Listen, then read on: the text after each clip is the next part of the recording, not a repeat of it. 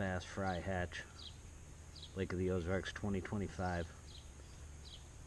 I don't know if I can get underwater. I'll try at the end, but they're very calm, they're very relaxed. There's a mama under there protecting them. And that is a boatload of fry bass. Perfect light.